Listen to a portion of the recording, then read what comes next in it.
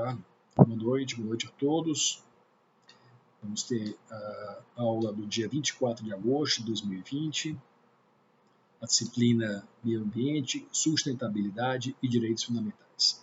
Sejam todos muito bem-vindos e vamos então passar o conteúdo dessa nossa aula de hoje, em que nós discutiremos a questão da crise ambiental e direito. Essa é a temática da nossa aula. Vamos lançar aqui algumas perguntas, que ensejarão um debate posterior, sem embargo da leitura do primeiro texto que foi passado, um texto em que alguns autores discutem as previsões feitas pelo Clube de Roma, e vamos também cuidar da discussão desse texto na nossa aula presencial. Agora vamos discutir alguns aspectos da crise ambiental e do direito. Esse é o convite que eu vos faço, formularei algumas perguntas, alguns questionamentos, algumas discussões, para que possamos discutir logo mais na aula do dia 24 de agosto. Bom, senhores, de início, aponto a seguinte realidade. É fato, é incontestável, que vivemos atualmente, que vivemos no momento, um estágio de civilização nunca antes alcançado. Percebam que há muita pobreza, há muita desigualdade, mas de uma forma geral, hoje, em razão do padrão tecnológico que alcançamos, as pessoas vivem muito mais e melhor. Muito mais e melhor.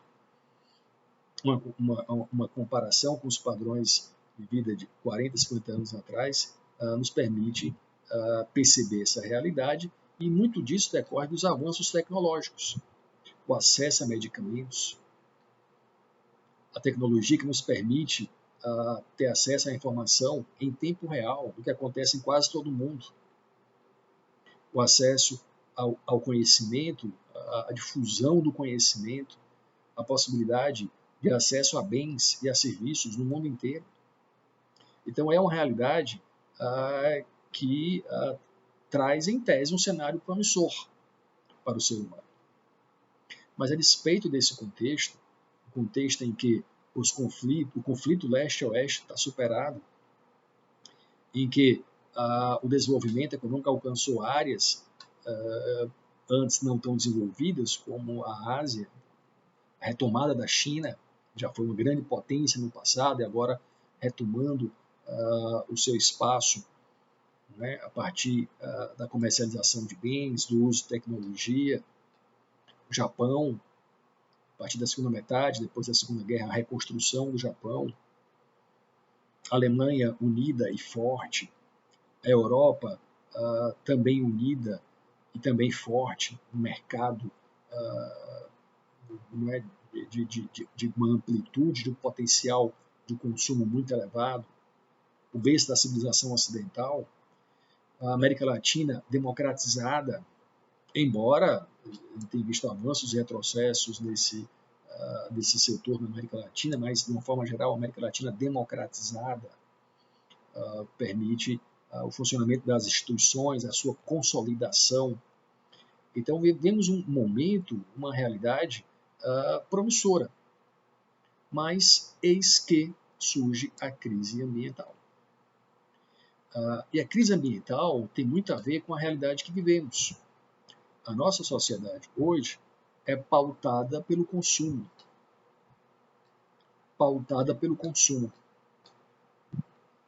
Peço a todos vocês que façam o acesso de um vídeo facilmente encontrável no YouTube, que é a História das Coisas.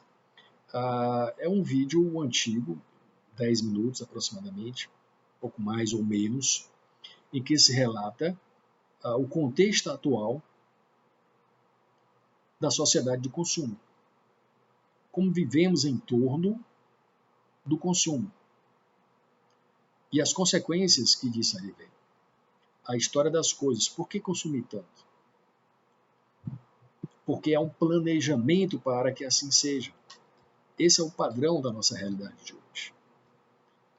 As indústrias cada vez mais fortes, as empresas cada vez mais influentes, a empresa global, plurissocietária, que não tem restrição, ela planeja uma sociedade que se baseia no consumo e executa e efetiva, com a complacência dos estados, dos governos, que não têm a capacidade de se opor a essa ordem de coisas. Esse vídeo é interessante, eu sugiro que leiam para que possamos também debater. Repito, é um vídeo antigo, mas ainda muito útil para explicar a realidade. Chama-se A História das Coisas, recomendo a leitura. Bom, mas falávamos de um padrão civilizatório inexistente. Mas eis que surge a crise ambiental. Danos ambientais corriqueiros, frequentes, que levam à ideia de existência de uma crise ambiental. Olha, os danos ambientais no passado eram provocados basicamente por eventos da própria natureza, que podem causá-los. O mais famoso deles se deu quando um asteroide caiu no México e extinguiu 90% dos seres vivos do planeta. Mas isso se deu há 66 milhões de anos. 66 milhões de anos. Hoje, a novidade da crise ambiental que vivemos é a atuação do homem. Vejam os eventos que ocorreram recentemente, que são a demonstração dessa crise. No Japão, vazamento de mercúrio, década de 50 até 70, em torno de 50 mil pessoas contaminadas. É um episódio apenas. Na Índia, Union Carbide, vazamento de produtos químicos, quase 20 mil pessoas mortas, 50 mil pessoas contaminadas. Obra humana. Obra humana. Inúmeros outros casos podem ser citados. O uso da energia atômica quando é mal utilizado. 3 Mile Island, nos Estados Unidos, Pensilvânia. Vazamento de material radioativo com danos severos. Goiânia, no Brasil, em menor dimensão. Menor dimensão. Mas vejam que a utilização de uma máquina de raio-x, dos componentes da máquina, era, não se fala aqui de uma usina de utilização em maior escala da energia atômica que causou um dano considerável em Goiânia. Chernobyl, quis falar de Chernobyl. O Japão, mais recentemente, com o problema também das usinas, em razão do terremoto e das consequências que daí advieram. Então vejam, hoje o homem é basicamente o causador desses danos ambientais. E mais, Chernobyl, por exemplo. O vazamento de Chernobyl não se restringiu à região, na Ucrânia, mas o vento leva a poeira tóxica para diversos outros países. Ainda hoje temos algumas regiões na Inglaterra onde não se pode produzir e consumir produtos agrícolas pela contaminação advinda de Chernobyl. Em outros países também na região isso acontece. Então, a contaminação ainda é muito intensa em razão desse desastre já ocorrido há algum tempo. Todos causados pelo homem. E o que dizer dos episódios de contaminação por óleo no mar? Inúmeros casos aconteceram. Mais recentemente, no ano passado, na costa brasileira, no começo desse ano também, ainda com causa não identificada. Não se sabe como se deu esse vazamento, aonde ocorreu, quem foi o responsável, só se sabe que é obra humana. Será então o homem o grande causador dos danos ambientais? É. O homem hoje é o grande causador dos danos ambientais. Não é mais a natureza que causa dano ao meio ambiente de maneira mais intensa. Hoje o homem é o grande causador dos problemas ambientais. Como resolvê-los? Bom, esses diversos episódios citados, tem vários outros, levaram à discussão sobre a existência de uma crise ambiental. Se não estava esse modo de produzir causando dano que poderia afetar a vida no planeta. Na década de 80, se começou a falar sobre a camada de ozônio e dos danos que decorreriam dos buracos na camada. Os raios ultravioleta causando danos, ampliação de doenças, de câncer, cegueira, aquecimento global, decorrente do efeito estufa, emissão de gases, estava impedindo que a nossa atmosfera funcionasse como estufa, como sempre funcionou. Devolvendo o calor do Sol, evitando o superaquecimento do nosso planeta. Então, são problemas reais. São problemas reais. A crise ambiental existe. Como combatê-la é que é a questão. Mas, olha, antes de falarmos do papel que tem a ordem jurídica no combate à crise ambiental, antes de discutirmos se é o direito, o caminho, ou o melhor caminho para que assim se faça, essa crise ambiental, a constatação da existência da mesma deve ser tributada a algumas publicações que tornaram o debate mais intenso, que trouxeram a discussão para a ordem do dia, e vejo como isso se deu com algum vagar. Não foi algo que tenha se consolidado de maneira mais intensa e imediata. Então, diversos foram os episódios de danos ambientais causados pelo homem e as publicações, as manifestações públicas sobre essa crise, como a do Clube de Roma, que é uma delas, apontando que o modo de produzir, o modo de utilização de recursos naturais levaria à exaustão dos mesmos com graves danos. Se as previsões eram reais, a gente vai discutir a base do texto que foi indicado. Mas é uma das publicações que, uma das que levou ao maior debate sobre a crise ambiental.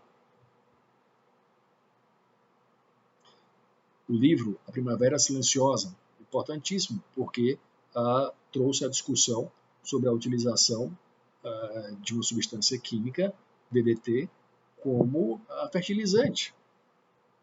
Os danos que isso causava. Então, no livro, se expõe essa utilização e os efeitos que decorreriam dessa utilização. Foi um primeiro grande alerta. Tem algo errado no nosso modo de produzir. Tem algo errado no nosso estilo de vida. Tem algo errado.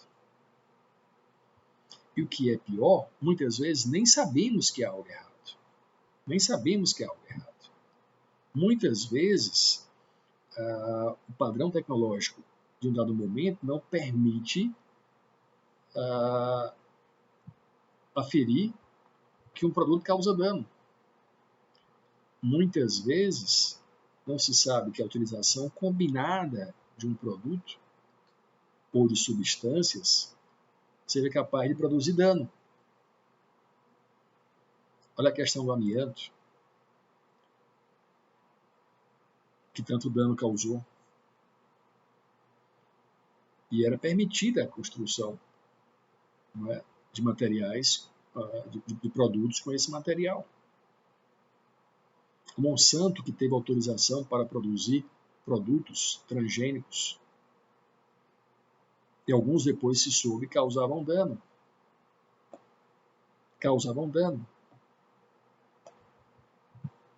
Para aumentar a produção de leite, por exemplo, isso contaminou, infectou os animais e os humanos que utilizaram também.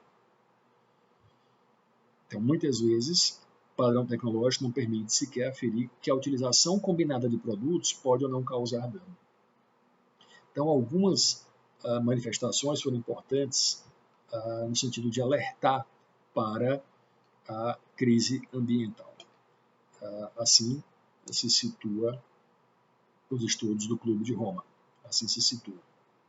Porque foi a partir desse relatório do Clube de Roma que o grande debate foi ensejado sobre a temática, e aí se consolida a ideia de que, de fato, nós temos uma crise ambiental.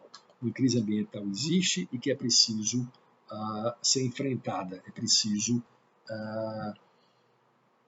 que se combata os danos que decorrem dessa crise ambiental. A princípio não se caracterizava como algo tão urgente como hoje constatamos. Não é? Muitas pessoas adotaram e adotam ainda hoje posturas negacionistas sobre a crise ambiental. Se refere ao aquecimento global, se fosse algo natural, um ciclo normal de aquecimento, superaquecimento, resfriamento, e que estaríamos vivendo apenas uma dessas fases naturais do planeta, a fim de diminuir essa responsabilidade do homem por essas questões, por esses efeitos. Então o debate ele é complexo e a ciência é debate. A questão é complexa, tanto mais em razão de que a ciência ela demora a consolidar uma tese até que ela venha a ser refutada, não é, por uma nova tese, e aí possa progredir a ciência. Então não há um órgão em que se delibere e diga essa questão está resolvida. Do ponto de vista científico, não há mais dúvida que há esse impacto ou que não há esse impacto, que causa dano ou não causa dano ambiental. Sem falar que esses danos não têm fronteira e as deliberações sobre a utilização de produtos têm fronteira. Isso significa que um país pode autorizar o uso de um produto e esse produto pode causar dano a diversos outros países, a pessoas de diversos países diferentes. Então, a crise ela existe, a crise ela é real e demanda soluções que sejam mais amplas. É em razão dessa constatação que a ONU participa do debate. A ONU assume uma postura de maior participação nesse debate. Isso se dá a partir da Conferência de Estocolmo, em 72, primeira conferência sobre a questão ambiental, meio ambiente e direitos humanos, e a partir daquele momento o debate fica numa proporção bem mais elevada, porque se admite que temos um problema e que é preciso atuar para resolver. Na segunda grande conferência da ONU sobre o meio ambiente e desenvolvimento, que foi no Rio de Janeiro, em 92, 20 anos depois, portanto, a urgência já era maior. A possibilidade de negação já era mais restrita, mas ainda existe, ainda hoje há, como vocês sabem, mas no Rio a postura já foi mais de defesa expressa. Interessante, no Rio de Janeiro, diversas posturas foram adotadas, ali estabelece uma própria agenda para o século XXI, né, de condutas e posturas ambientalmente adequadas. Ali se tentou criar um órgão, uma governança ambiental, com os debates mais intensos na Conferência do Rio de Janeiro, embora não tenha resultado de forma positiva. Não houve a criação de uma governança ambiental, houve a criação de um órgão vinculado a um comitê da ONU, cumprimento, um órgão executivo que procura verificar o cumprimento das metas estabelecidas, que foi importante, mas a ideia de uma governança mais ampla foi rejeitada pelos países de uma forma geral. É que o debate ele é amplo e é complexo. Como suprimir o direito ao desenvolvimento dos países que têm demandas justas de ampliação do padrão de vida de seus cidadãos, e muito provavelmente essa elevação vai implicar em danos ambientais. Quando alguns países que já resolveram algumas demandas básicas seguiram o caminho da poluição. A questão é muito complexa e resulta em entraves que dificultam a solução dos problemas. Você pode imaginar uma solução que tenha eficácia se não houver adesão. Vejam o que aconteceu no Acordo de Paris, né? Saudado de uma forma efusiva por diversos agentes políticos como um caminho para a redução do aquecimento global, e vejam que houve com a participação americana, depois terminou por deixar o acordo. Então, a questão é muito complexa, mas a atuação da ONU é vital, é fundamental, é essencial. O debate é intenso, essas duas convenções tiveram um papel muito importante no debate, como ainda hoje tem um papel muito importante as discussões que são travadas nesse âmbito. O que se espera é que se evolua para um patamar de uma governança específica, porque em alguns âmbitos a governança da ONU tem funcionado. Então, pode ser que evoluamos diante da crise ambiental para esse contexto. Mas é fato que tem muitas questões a serem resolvidas nesse âmbito. Uma governança ambiental vai implicar na limitação da soberania dos países. O dano ambiental ele não tem fronteiras, mas os países têm. E em suas fronteiras exercem a soberania plenamente. Como limitá-las? Interessantes questões são postas. Limitar a soberania pode ensejar, por exemplo, que haja ingerência ou interferência na Amazônia brasileira. A transformação dessa área num bem comum mundial. Essa tese é discutida amplamente em diversos cenários.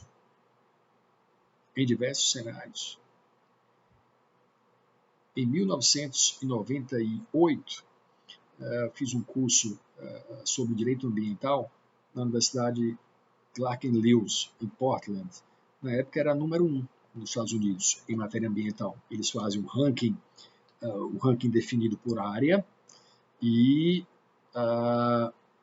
era número 1. E tive lá 40 horas aula, temática ambiental, faz muito tempo, né? Junto com outros colegas juízes federais, e lá se discutia com toda a naturalidade a possibilidade de que algumas áreas fossem declaradas bem comum, com restrição de uso, nem que isso demandasse uma ingerência militar para tornar a área de fato uma área de proteção ambiental. Então a questão ela é muito complexa, e continua na ordem do dia. Continua a discussão sendo travada nos mais variados segmentos. Então, é uma questão que envolve diversos aspectos. As saídas têm que ser conversadas, têm que ser diplomaticamente definidas, com pena de nós termos grandes possibilidades de conflitos bélicos no futuro próximo. Especula-se que a próxima guerra será a guerra da água potável. De quem é a culpa disso? Do ser humano. Daqueles que poluem de forma desmedida. Daqueles que criam uma cultura de consumo com obsolescência programada. Os produtos têm duração. e quando não tem duração, são superados do ponto de vista tecnológico de um ano para outro, de tal ordem que você é quase que forçado a adquirir um novo produto. Então, é uma cultura que de fato merece ser quebrada. É nesse contexto que vem a discussão, senhores. Qual o papel que o direito tem na crise ambiental? Para que serve o direito? E o direito é o caminho mais adequado para que assim se faça? Para que se tenha uma proteção ambiental mais eficaz? Será que o direito é capaz de resolver esses dilemas? De uma forma geral, qual o papel que a ordem jurídica exerce? De forma clássica, a ordem jurídica ela serve para definir padrões de conduta, para definir como as pessoas devem se comportar e para repreender, punindo, se for o caso, aqueles que destoem do padrão. Então, a ordem jurídica define o padrão de comportamento e pune quem dele destoa. Esse é o padrão clássico da ordem jurídica. Vejam que o papel aqui é de manutenção do status quo. Manutenção do status quo.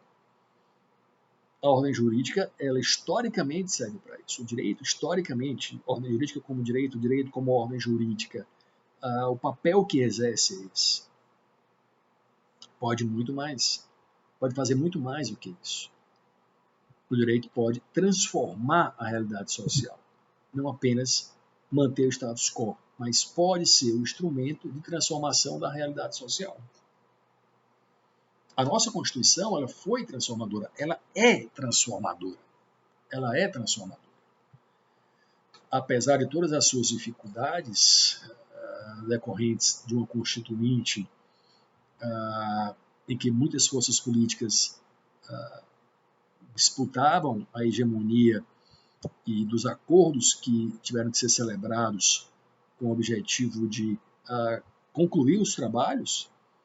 Então, diversos conflitos políticos foram transferidos para a Constituição. Nós vamos discutir alguns deles mais à frente.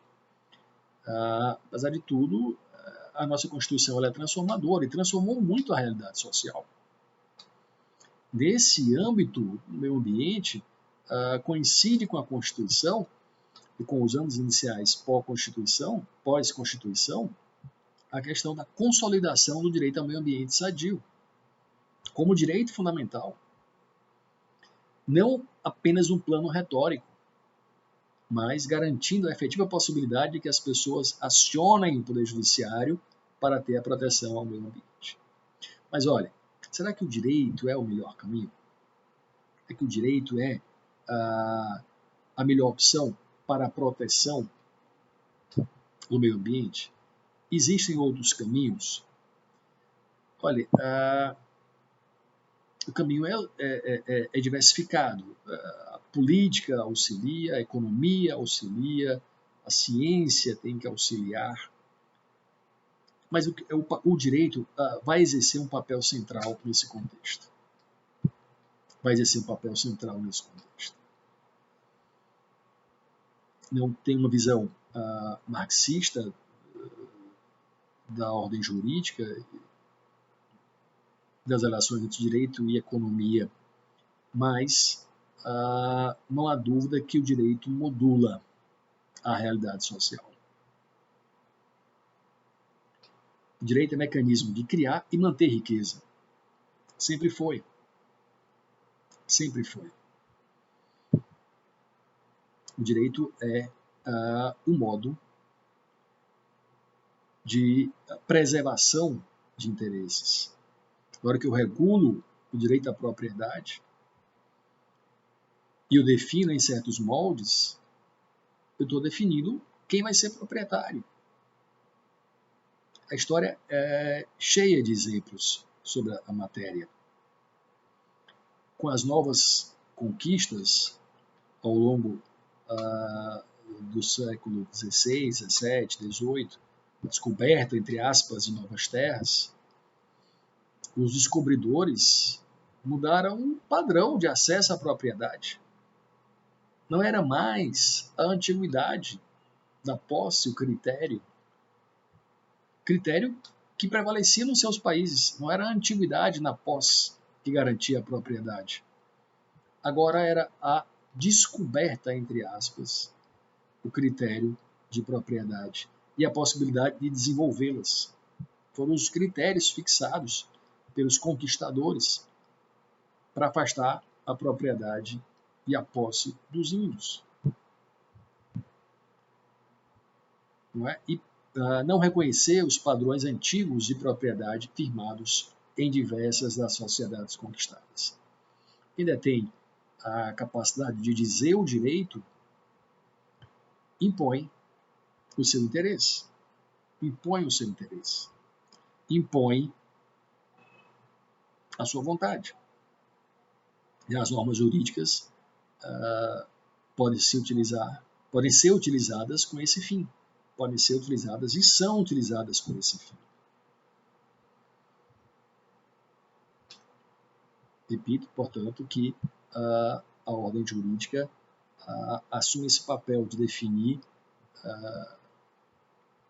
como preservar e como criar riqueza. Como preservar e como criar riqueza. Ora, na área ambiental, como tem se dado a proteção de patentes? Será que é razoável admitir patentes sobre aspectos da natureza, como nós temos aceito? E temos aceito por quê? Porque assim foi definido nos países mais ricos. A nossa lei de patentes teve que ser alterada por pressão do Fundo Monetário Internacional na década de 90 para que ocorresse adequação aos padrões dos países ricos de admissão do reconhecimento de propriedade. Patente é propriedade. Nós não reconhecíamos, por exemplo, patentes sobre remédios, bem comum. E passamos a reconhecer. Reconhecemos com um período menor do que as patentes em geral. Em regra, remédios têm proteção por 10 anos, enquanto as demais patentes têm proteção por 20 anos, mas não reconhecíamos antes. Fomos quase que forçados a criar um novo padrão de reconhecimento de propriedade. E o que percebemos nesse âmbito da propriedade de materiais genéticos, a propriedade sobre plantas, a propriedade sobre produtos extraídos desses recursos naturais, assegurados aos pesquisadores que aqui vieram e os descobriram, entre aspas. Então, há um tratado internacional que regula a matéria, que disciplina a abordagem, não é, da proteção, que disciplina como se dá a proteção dessas substâncias no âmbito internacional. O TRIPS, o Tratado TRIPS, que serve, então, como uma referência para a atuação de cada um dos países em isolado.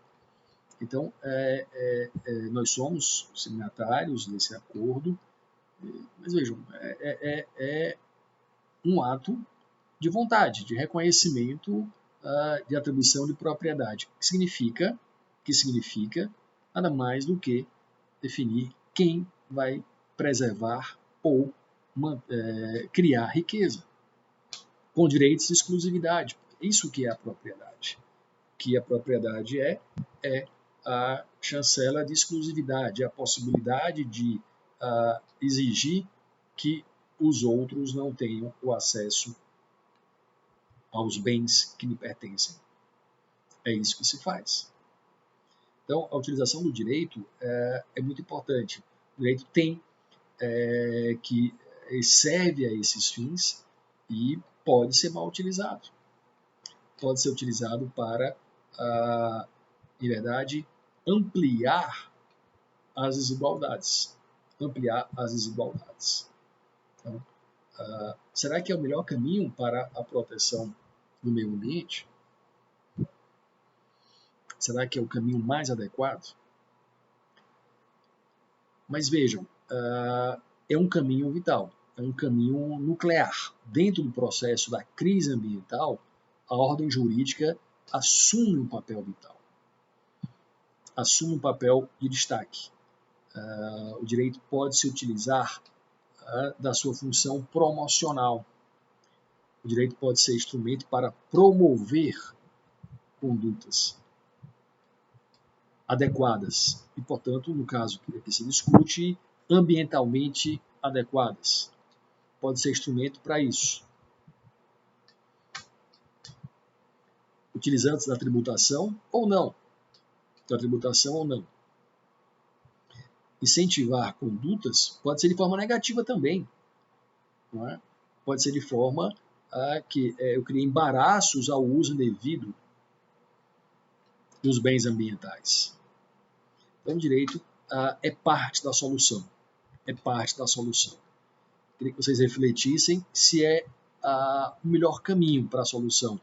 O único não é, com certeza. É parte. É parte. É parte vital na solução da crise ambiental. É muito importante. Muito importante. Está ao lado de outras iniciativas. A educação ambiental. A educação ambiental, a nossa Constituição determina que se faça, que se tenha, sempre tem um viés jurídico, não é? Mas a atuação educacional é um dos elementos mais importantes na questão da crise ambiental. Criar uma nova geração com outro padrão, com um padrão de comportamento ambiental, e que hoje não se vê, por exemplo, em adolescentes e crianças, o hábito de jogar papel na rua. Eles coíbem, falam, porque aprendem, como tem uma postura diferente dos seus pais ou avós, que aprendem, foram educados com o novo perfil. Educados com o novo perfil. A educação ela é vital. Não é uma atuação jurídica propriamente, é uma atuação institucional de criar uma cultura diferente. Criar uma cultura diferente no trato da matéria ambiental. Então, a crise ela é real e o direito ele exerce um papel predominante nesse contexto.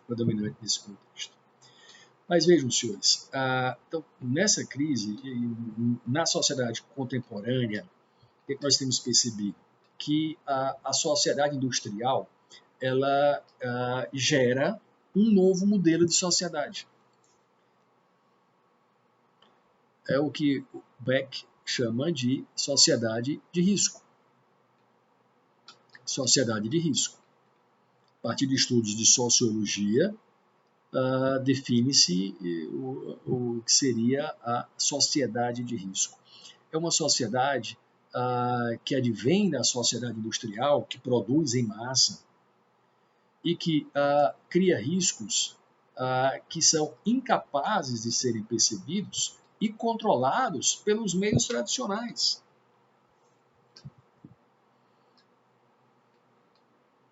Então, isso é aventado no vídeo que eu vos recomendei que vissem, a história das coisas. Criamos, sem saber, essa realidade, ou sem imaginar os efeitos que ela iria causar. Quando no segundo pós-guerra, a sofisticação das técnicas de venda se deu de tal forma para a criação da atual sociedade de consumo, não imaginávamos o efeito colateral que isso poderia acarretar. A ideia era criar uma sociedade de bem-estar para todos a partir do consumo. E olha que efeito isso causou. E as indústrias, por sua vez, poderosas como são, como é bem indicado no vídeo, elas têm mais poder do que vários estados. Vários estados. Tem mais receita do que vários estados. Influenciam, elas não têm mais sede, elas se situam ao longo da sua cadeia de produção, ao longo de toda a teia global. Então, a sua cadeia ela não tem fronteiras. A empresa atua sem fronteiras, influencia sem fronteiras, é proprietária sem fronteiras, ou seja, em diversos países. É empregadora em diversos países. É um ente muito poderoso. Quem a controla? Como controlá-la? E as consequências disso? A empresa já está hoje planejando, as empresas de tecnologia já estão planejando o que é que nós vamos ter a necessidade básica de adquirir daqui a 2, 3 anos. Como apontava o Schumpeter, economista, que destacava de maneira muito clara que a tecnologia é o motor da economia. E Kenneth Galbraith, dizia: as empresas atuam de maneira organizada, planejada, e já vão estipular, já sabem, em verdade, o que nós não sabemos ainda, mas que precisaremos, que teremos demanda pela aquisição de forma inexorável daqui a algum tempo. Então, elas criam demandas, elas programam os produtos para que eles tenham uma vida útil reduzida e motivem a aquisição desenfreada de bens, o consumo excessivo. Imaginar que a cada saco de lixo que eu tiro da minha casa, 70 outros sacos de lixo foram produzidos ao longo da cadeia produtiva dos diversos produtos que eu estou descartando, do que eu usei. É da caixa da pasta de dente, é do papel que foi rasgado, é da caneta que foi quebrada, é do óculos que está com a armação quebrada. Ao longo das diversas cadeias, produtos foram produzidos pelas diversas indústrias. Então, o que eu jogo no meu lixo hoje, em regra, motivou 70 outros sacos que foram para o lixo. E aonde vai parar esse lixo? Reciclado? Dificilmente. Então, essa é a realidade de hoje. O direito só é incapaz de resolver esse problema, resolver a crise ambiental. Sem educação ambiental, as pessoas não vão ter, não vão garantir a eficácia social das normas. Não adianta ter uma norma que me impeça de jogar lixo, não é? Se eu não tiver uma coleta efetiva na minha rua. Eu vou jogar lixo na rua, vou jogar no córrego mais próximo, vou chamar um carroceiro tão comum na nossa cidade para tirar o lixo, como se ele fosse levar até um local apropriado, quando em verdade vai descartar no primeiro local em que não haja uma devida vigilância. Então, a educação ela é complementar e essencial. A ordem jurídica, por si, não resolve. É essencial, é nuclear, como já vos falei, mas não resolve a questão ambiental. Não resolve. Mas como é nuclear, é preciso que a ordem jurídica se debruce sobre a temática da crise e proponha alternativas, proponha padrões de conduta que sejam ambientalmente adequados. E aí, hoje nós temos um conjunto de regras específicas para exigir esse comportamento ambientalmente adequado, que é o que se denomina direito ambiental. Hoje é assim, no passado não foi. Na verdade, no passado, nós tínhamos normas esparsas que estabeleciam determinados padrões de controle ambiental, muitas vezes não com a preocupação com o ambiente em si, mas com o ser humano. Algumas normas que estabeleciam como a venda de peixe deveria se dar, por exemplo, para evitar que houvesse o consumo de comida estragada, aspectos dessa ordem, muitas vezes para a proteção de ambientes mais estritos, um pomar, então não havia uma preocupação ambiental de forma mais incisiva. Em um segundo momento, essa proteção ela foi se dando de maneira focada no ambiente, mas ainda sem uma sistematização, em regra com normas de direito comum, situadas no contexto do direito comum, mas sem a especificidade que temos hoje. Então, num terceiro momento é que nós temos normas específicas, um instrumental teórico específico para enfrentar essa questão da crise ambiental. Veja que no direito brasileiro, nos cursos jurídicos, o estudo do direito ambiental é algo novo, muito novo, não é algo que sempre tem existido, muito ao contrário. Vos confesso que quando fiz faculdade não havia disciplina de direito ambiental, nem opcional, nem facultativa. O primeiro momento em que tive contato com a matéria já foi na década de 90, e aí estava na USP fazendo um curso, e lá tinha um curso de especialização em direito ambiental, com algumas cadeiras.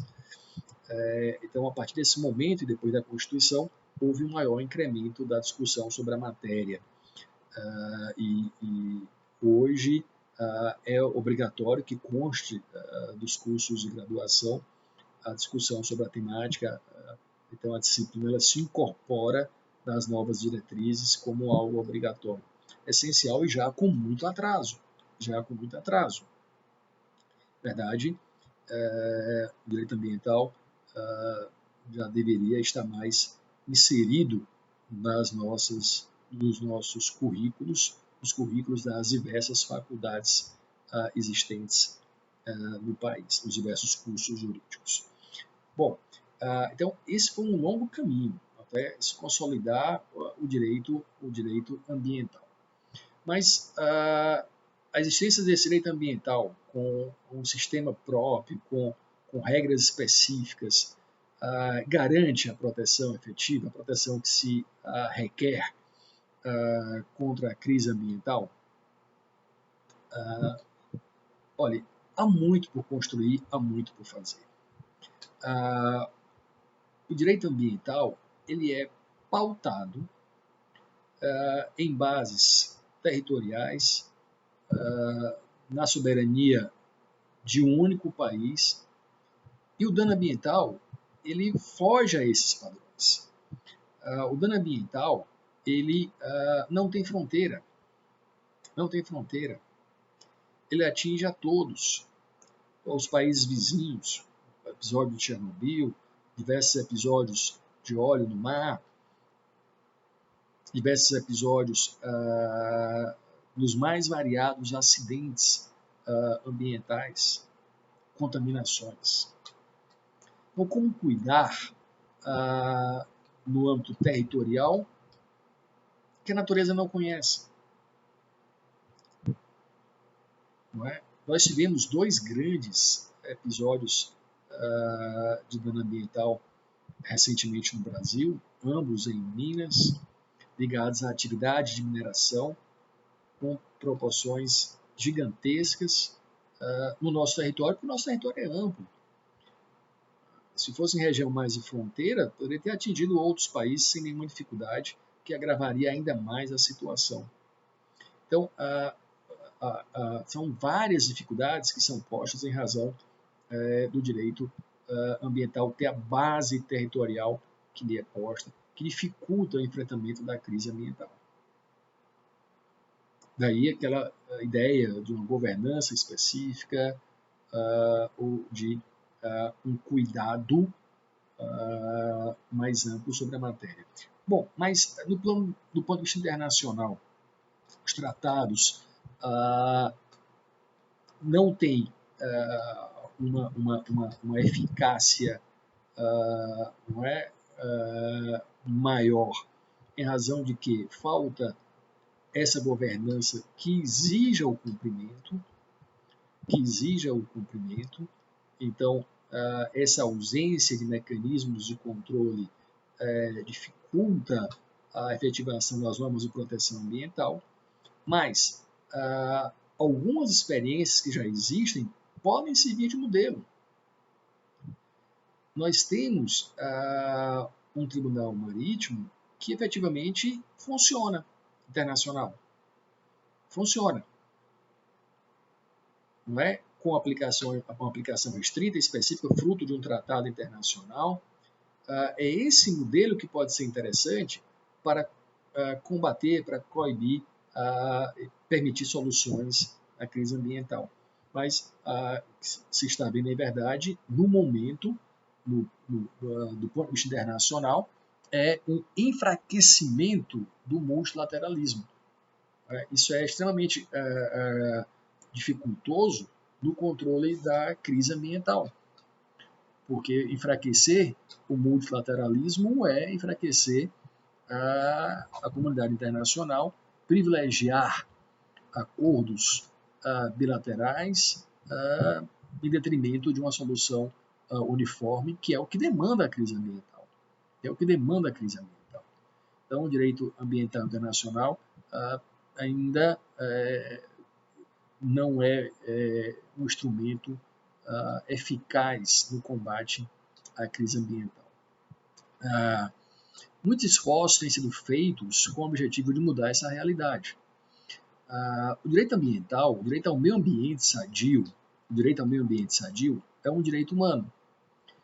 E como tal, nós sabemos que há mecanismos de exigência dos direitos humanos, de efetivação dos direitos humanos.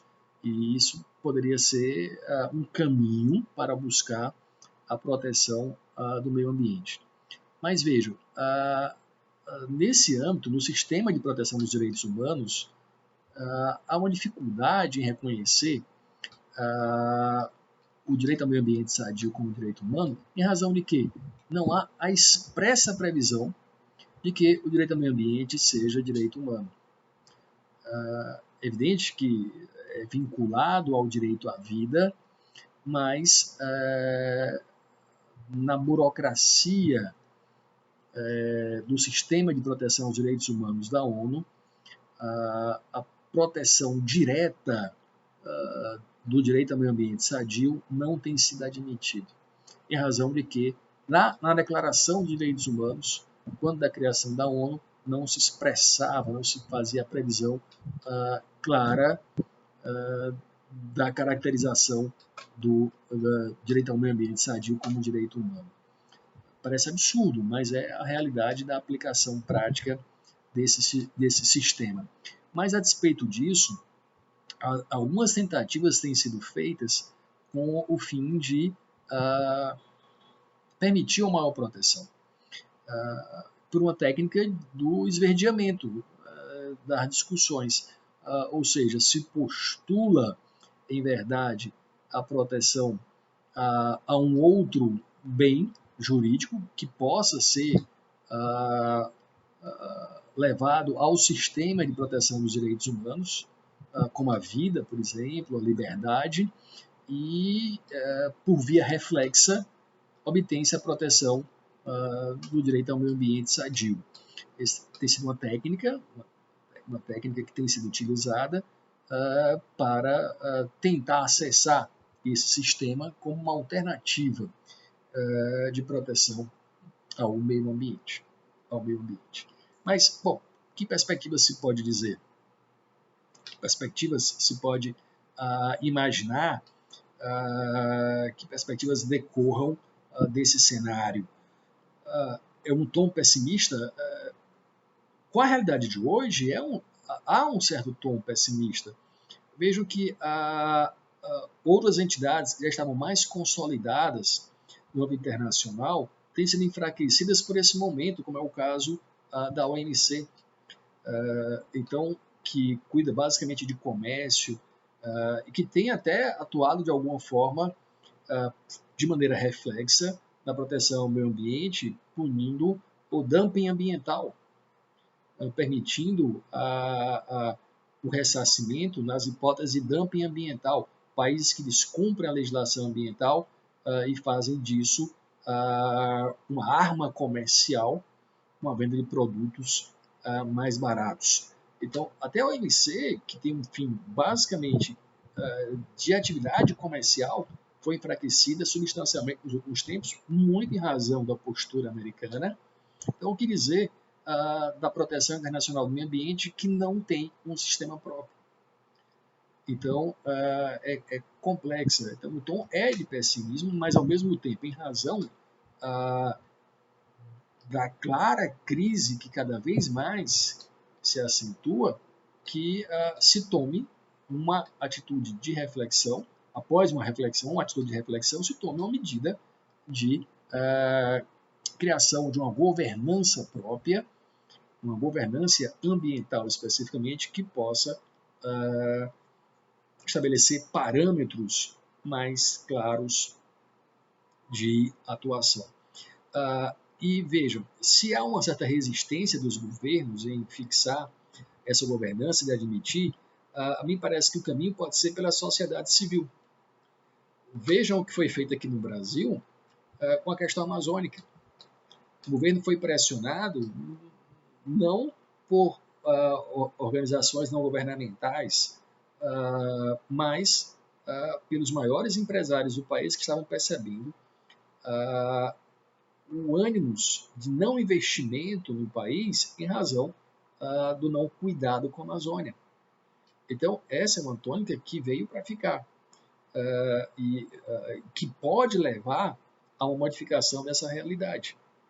Esses investidores, empresários estão percebendo que o investidor simplesmente não vai colocar o seu dinheiro no Brasil se a proteção ao meio ambiente não for mais ampla.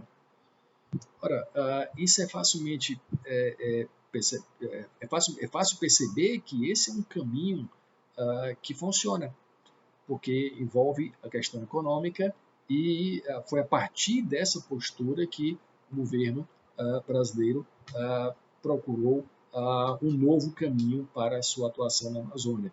Ainda há de se esperar o resultado dessa nova postura, mas foi pressionado por onde não imaginava que seria para adotar algumas posturas mais progressistas na questão da proteção ao meio ambiente.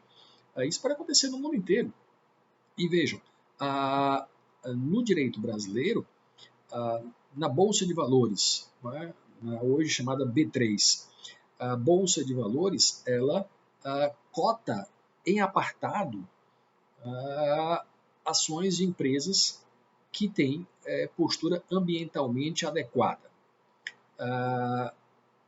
Essa cotação se dá simplesmente para efeito de comparação. Essas empresas, elas têm, são negociadas, as ações delas são negociadas como as ações de qualquer outras empresas, não há nenhuma diferença, mas elas são qualificadas como ações de empresas que têm posturas ambientalmente adequadas. E comparando com o índice geral da Bolsa, elas valorizam mais. Então, o investidor procura ações de empresas que sejam ambientalmente adequadas. Então, a demonstrar que pode ser um bom negócio, do ponto de vista econômico, ter uma postura ambientalmente adequada. Pode ser um bom negócio. Então, os caminhos passam por essa interseção entre direito e economia, a fim de que o meio ambiente possa ser protegido. É a saída. É a saída, tanto do ponto de vista internacional, como do ponto de vista interno. Do ponto de vista interno, como eu já vos disse, nós temos uma legislação, há um direito ambiental composto de um conjunto de leis que disciplina a proteção ao meio ambiente. Nós vamos aprofundar essa questão mais à frente, mas já se pode dizer que no Brasil a proteção ao meio ambiente é considerada O direito ao meio ambiente sadio, em verdade, é considerado um direito fundamental. Então, a proteção ela é, em tese, eficaz, porque ser direito fundamental enseja que qualquer indivíduo possa pleitear a efetivação daquele direito a seu favor. Então, isso foi previsto na Constituição e foi um grande avanço. Em verdade, a gente tem uma legislação que, historicamente, sempre foi muito boa e, de um tempo para cá, tem havido alguns retrocessos. Como em qualquer âmbito do direito, nós temos avanços e retrocessos. A legislação ela existe, ela tem sido modificada em alguns aspectos em prejuízo da proteção ao meio ambiente, como a mim parece claramente é o Código Florestal, que tem algumas normas que são ruins em relação à proteção, ou são de alguma maneira um retrocesso em relação ao que já existiu, mas é fato que nós temos hoje um sistema de normas que regula a proteção ao meio ambiente. A partir da Constituição, define como direito fundamental e, ao mesmo tempo, que trata a temática da proteção ao meio ambiente como um princípio da ordem econômica. É um princípio da ordem econômica. A gente vai estudar isso. Daí se advém a pergunta: vive-se um estado de direito ambiental a partir dessa previsão? É um tema que a gente vai discutir mais à frente.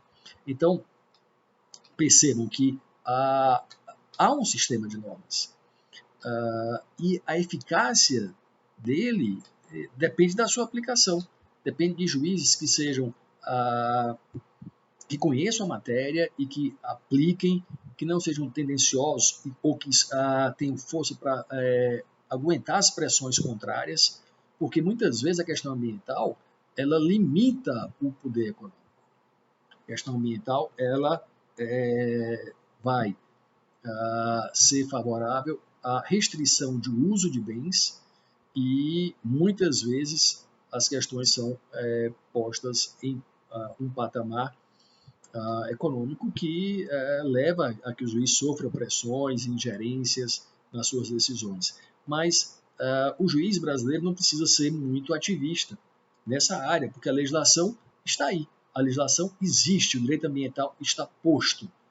Está posto. E, em verdade, é preciso se reconhecer, a gente vai fazer isso ao longo do curso, que diversos avanços na proteção ao meio ambiente no direito brasileiro se deram pela atuação do Poder Judiciário. Especialmente o Superior Tribunal de Justiça, STJ, órgão que não é o maior do sistema jurídico, para quem não é da área do direito, o Supremo Tribunal Federal está acima dele, mas o Supremo só decide temáticas constitucionais. Então, o STJ é um tribunal importante, um tribunal superior importante, ele tem decisões muito progressistas na questão ambiental. Consolidou teses muito importantes, como, por exemplo, a não consolidação da situação fática. Quer dizer, se o dano for feito e já tiver algum tempo, não há sentido em dizer que já que está feito, fica. É o caso, por exemplo, de demanda que envolva um prédio que foi construído em área de proteção ambiental. Não há mais sentido, porque isso já está sumulado pelo STJ, dizer que o fato está consolidado e não se pode mais derrubar o prédio, mas simplesmente buscar medidas que mitiguem o prejuízo. Então, isso está modificado, não é? Então, foi um grande avanço. E diversos outros, a questão da própria ampliação do conceito de poluidor. Poluidor não é quem está na linha de frente somente, não. É quem financia, quem autorizou de forma indevida, o próprio Estado. Então, foi um grande avanço a conceituação mais ampla do que é poluidor. A questão da imprescritibilidade, essa o Supremo confirmou. O dano ambiental não prescreve, sempre eu posso puni-lo. Por quê? Porque ele é contínuo. Não tem como admitir a prescrição no dano ambiental. Com diversos avanços que ocorreram na questão ambiental são fruto da atuação do Poder Judiciário. Aqui merece um especial destaque a questão da responsabilidade civil. Vocês sabem que não é da área do direito, não deve ter conhecimento, mas nós temos uma teoria sobre responsabilidade que basicamente se pauta em dois pilares. Vai existir a obrigação de indenizar, quando nós tivermos um ato ilícito, um ato irregular que cause dano. E se comprove o dano, o liame, o vínculo entre o ato e o dano causado. Essa é a base da teoria clássica da responsabilidade civil. Eu terei a obrigação de indenizar alguém, em qualquer área, quando eu pratico um ato indevido, causei dano. E é possível vincular o dano ao ato que eu pratiquei. Essa é a tônica da responsabilidade civil clássica. Nos primórdios, me refiro não há tanto tempo atrás, mas antes da consolidação dessas normas em direito ambiental, então, nas ações que buscavam indenização por dano ambiental, era preciso seguir esse parâmetro. Era preciso seguir essa linha de demonstrar que havia um dano que decorrente do meu ato, então esse liame estava comprovado, aí tinha a obrigação de indenizar. Hoje não mais. O dano ambiental ele pode existir até sem dano, a obrigação de indenizar. O dano pode ser futuro. O dano pode ter sido por outro causado, não fui eu que causei. A hipótese, por exemplo, de que eu adquira um bem, um imóvel, em que há um dano ambiental, foi o antigo proprietário que causou, mas hoje ele é meu. E a obrigação de reparar é minha, porque o dano ele agrega coisa. Chama-se coisa, adesão próprio terreno, ele se vincula à coisa.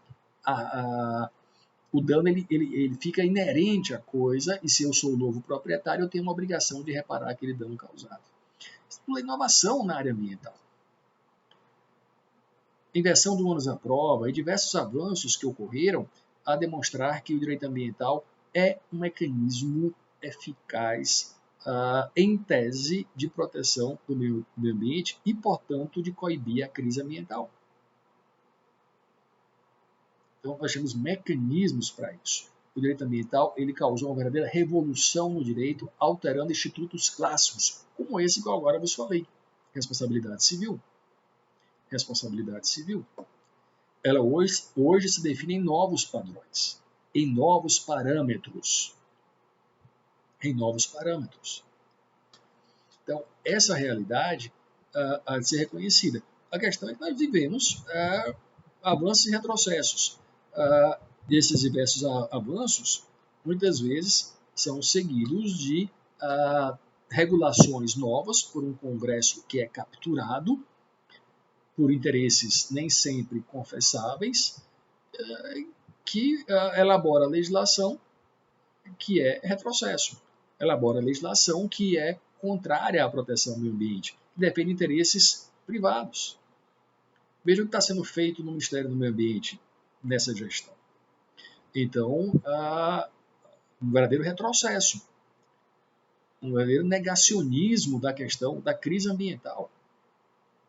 Então, a crise ambiental ela existe, ela é real, e é preciso criar mecanismos de proteção,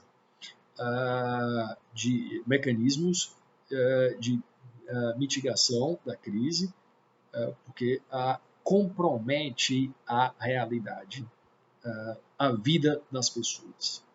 Esse é o fato.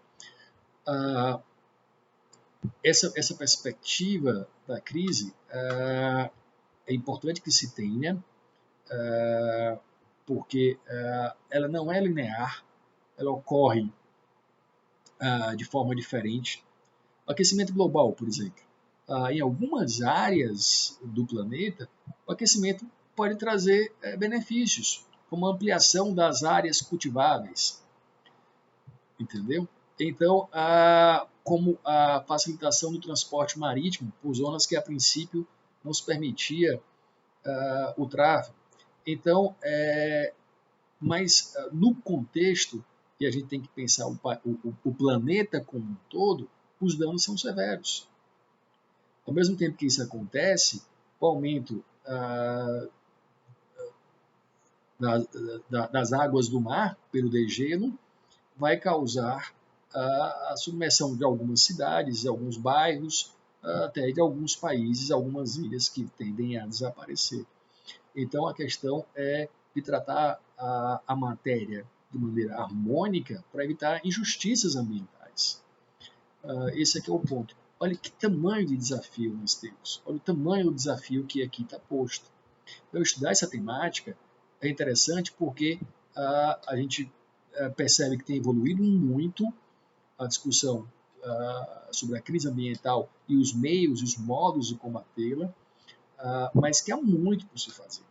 Mas é um tema palpitante, que está sempre trazendo inovações e está na ordem do dia. Essa questão das empresas valorizarem a proteção ao meio ambiente e de querer inserir essa proteção, esse cuidado com a questão ambiental no próprio objetivo da empresa, na própria existência da empresa, ela é criada para um fim. E nesse fim, a proteção ambiental fazer parte é algo que hoje se discute. Não se coloca a empresa mais no patamar de simplesmente obter lucro. Então, vai-se além disso. A empresa hoje ela tem que procurar conciliar os outros interesses que giram em torno dela. Então, é muito empolgante estudar essa matéria, porque ela vem para ficar. Negar a crise ambiental não se pode negar. O texto traz alguns dados interessantes. Talvez no Clube de Roma não se tenha pensado na tecnologia que podia suprir a falta de alguns bens que eles indicavam que seriam escassos.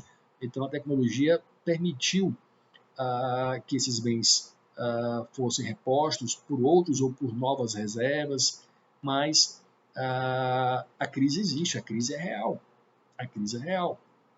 E isso tem refletido em alguns países que têm ponderado a questão, têm tomado decisões acerca da melhor forma de combater, mas é preciso uma atuação harmônica a nível global. Então, sobre a crise ambiental, há uma demanda por uma atuação mais incisiva no plano internacional, a partir de definição de normas mais concretas e de criação de mecanismos de cobrança e controle da aplicação desses deveres ambientais. É isso que nos falta, uma governança.